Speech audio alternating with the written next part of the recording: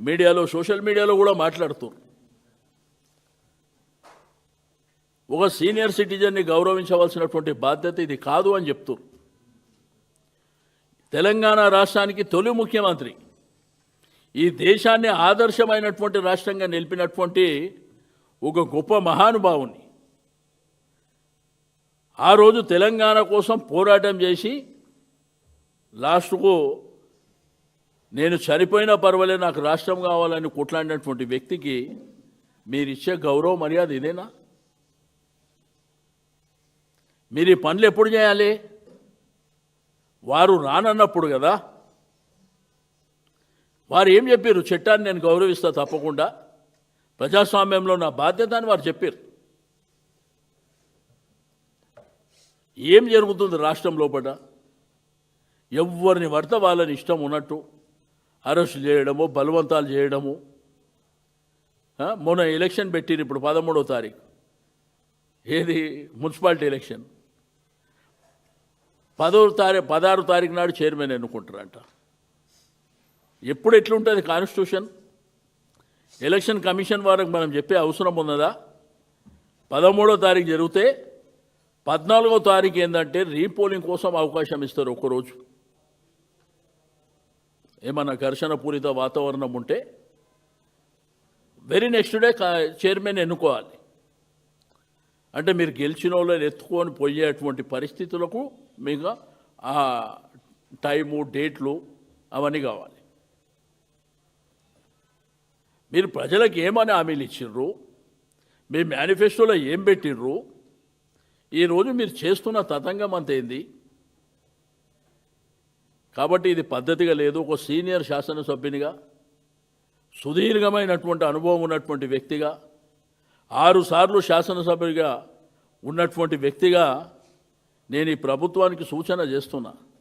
ఇది ప్రజాస్వామ్యంలో మీ కరెక్ట్ కానే కాదు. కొంతమంది మంత్రులు అంటారు, ఎందుకు భయపడుతున్నారు? ఎవడు భయపడుతుండు? ఎవడు భయపట్టిండు? దేనికి భయపట్టిండు? మీరు ఎన్ని చేసినా చట్టాన్ని గౌరవించేటువంటి వ్యక్తులుగా మా వాళ్ళు పాల్గొంటారు.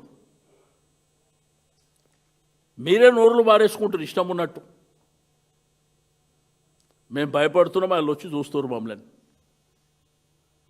కాబట్టి ఈ పరిపాలన కరెక్ట్గా లేదు. మరి ఏఐసిసి వాళ్ళు కూడా ఆలోచించుకోవాలి. రాక ఒక రాష్ట్రం వచ్చింది మీకు, మీ ఇష్టం, అది మీ కర్మ, మీరు అనుభవిస్తారు. కానీ మా పార్టీ శ్రేణులకు, పార్టీ శ్రేణులతో పాటు మేధావులకు, ఇంటెలెక్చువల్స్కు, ఈ తెలంగాణ భూభాగంలో ఉన్నటువంటి ప్రతి ఒక్కరికి నేను రిక్వెస్ట్ చేస్తున్నా, ఈ రాష్ట్రం తన ప్రాణాన్ని లెక్క పెట్టకుండా రాష్ట్రాన్ని సాధించినటువంటి వీళ్ళు ప్రవర్తిస్తున్నటువంటి తీరు, నోటీస్ తీసుకుపోయి గోడ కంటించడం ఏందండి? నందినగర్లో కూడా మనుషులు ఉంటారు కదా. అంటే ఏంది మీ కక్షపూరితం, మీ దౌర్జన్యపూరితమైనటువంటి వాతావరణం ఏంది?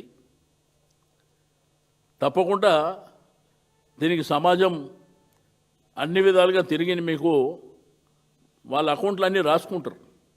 సమయం వచ్చినప్పుడు తప్పకుండా మీ అకౌంట్లన్నీ తేలుతాయి. కాబట్టి ఇది పద్ధతిగా లేదు. ఒక బాధ్యత, ఒకవైపున వారికి నోటీస్ ఇచ్చారు. నోటీస్ ఇచ్చినప్పుడు ఒక బాధ్యత గల పౌరుడిగా, ఒక సీనియర్ పొలిటీషియన్గా వారు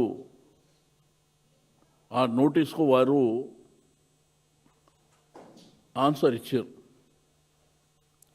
వారు చెప్పింది ఏంది? నేను ఎర్రవల్లి ఫామ్ హౌస్లో ఇప్పుడు కాదు, అనేక సంవత్సరాల నుంచి ఇక్కడ నివాసం ఉంటున్నా.